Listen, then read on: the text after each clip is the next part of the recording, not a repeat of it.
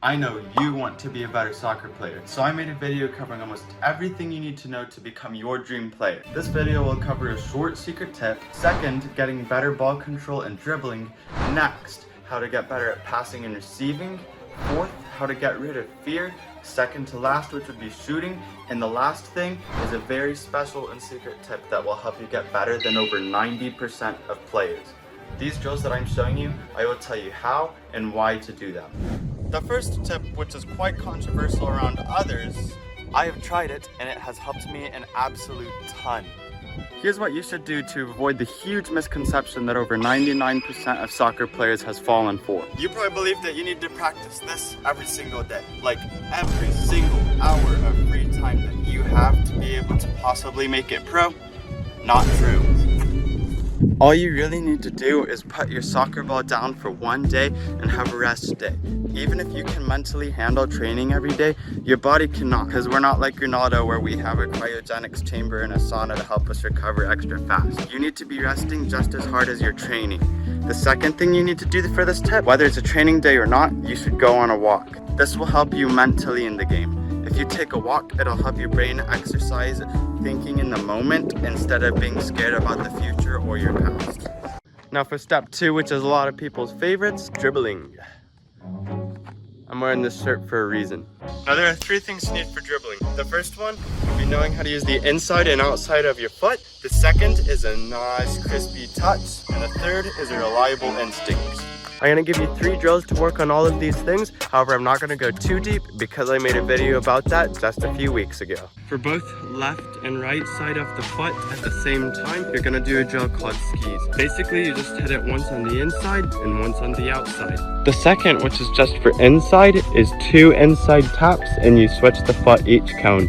And then the last drill, which is just for the outside foot, you get 4 cones, 2 at one spot and 2 as far as you want it. And with the outside of your feet, you just run as fast as you can with the maximum amount of touches you can get while running to the next set of cones. And remember, if you want a little bit more of an elaborate explanation, I made a dribbling video and I'll leave a link to it in the description. Now you want to be able to receive so good you almost never miss, and then you pass so good that you almost knock all your teammates out? Well, this is going to be one really fast drill. So all you need is a nice open area and a wall. However, if you're like me and you have windows, I really advise you find somewhere else. So if you're the same way, you better hope you trust yourself. This exercise is actually really simple. The softer you hit it, the softer it comes back, and the harder it comes back, and you have to compensate for it as if your teammate gave you a really hard pass. For an example, here's a pretty soft one. Pretty easy, right? So the way this drill works is you get 2 total touches. You get 1 for receiving and 1 for passing. So it's gonna come back. I'm gonna receive it and then I have to pass it again. So that's how that drill works.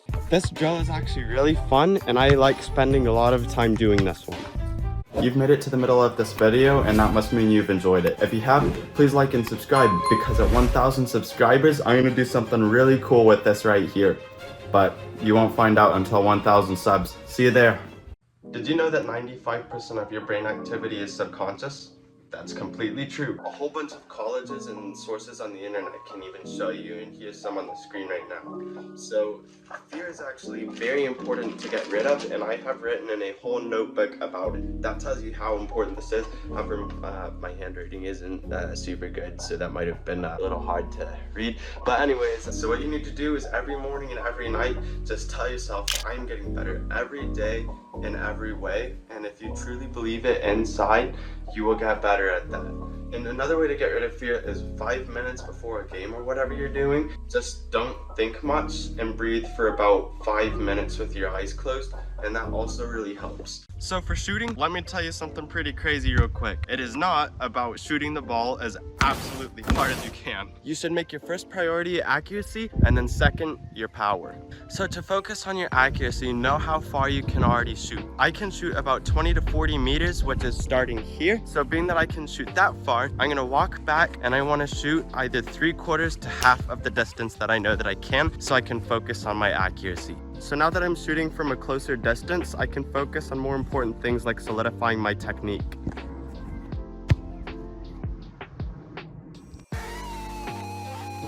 I really tried to be a good example and show you guys how to shoot a crispy shot, but I lost Ben the ball over the fence.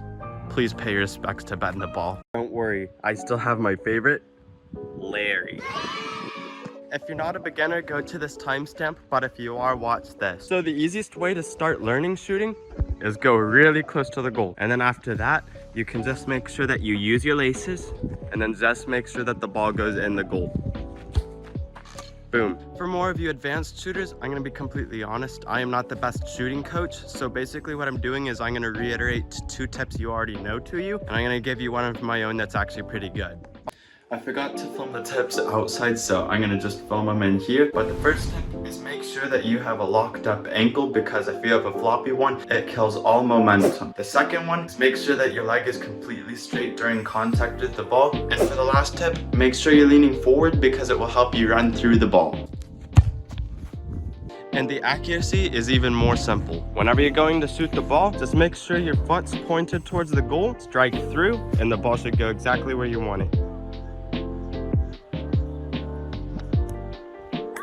Some of you guys aren't gonna like this, and some of you will be very encouraged, but here's my very special secret tip. And this is the best tip I can give you. It's called the Bible. Best tip ever. A great verse in the Bible for this is Matthew chapter 19, verse 26. It says, "But Jesus looked at them and said, 'With men this is impossible, but with God all things are possible.'" So just remember that you can accomplish anything because God is with you. Just remember, follow God's will.